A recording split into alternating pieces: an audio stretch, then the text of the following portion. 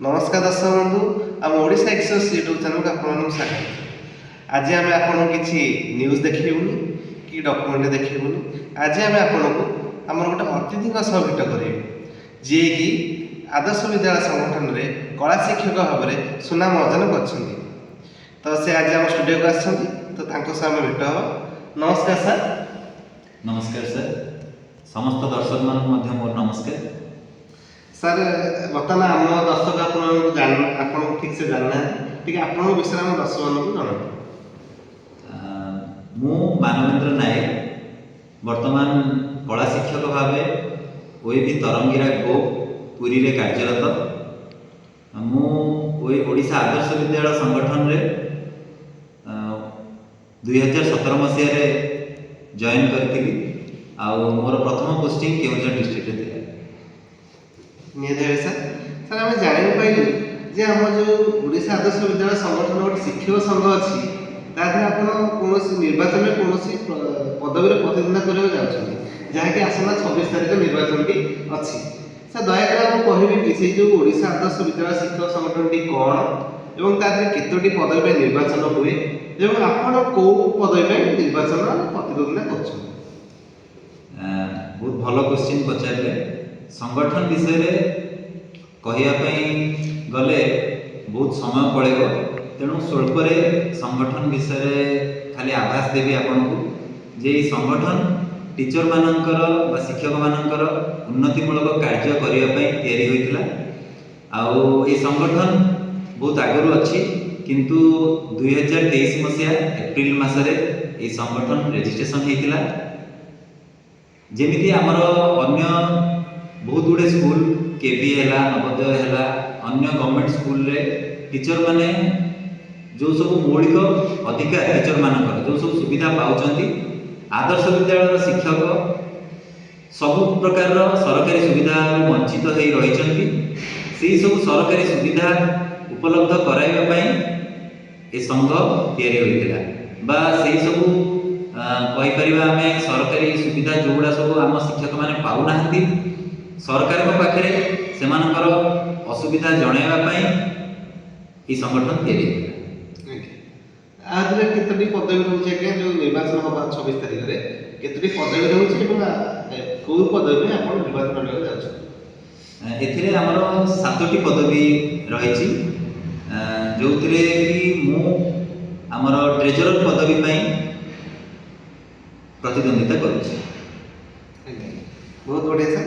आपण कौन जो ट्रेजरर पदवी बाछिले जदि आप जितती ताले शिक्षक मान कौन करेंगे प्रतिश्रुति देवे।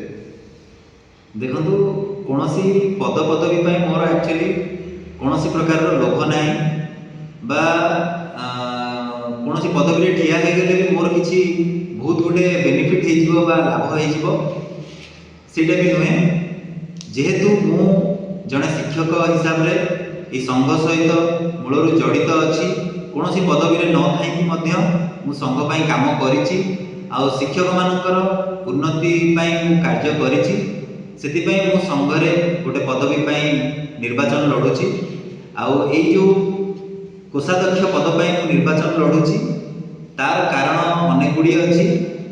मु गोटे कारण आपको जनवाई चाहूँगी आपण माध्यम समस्त टीचर मानक जनवाई चाहूँगी जे भुवनेश्वर जड़े स्थानीय बासिंदा होइथिबारु मु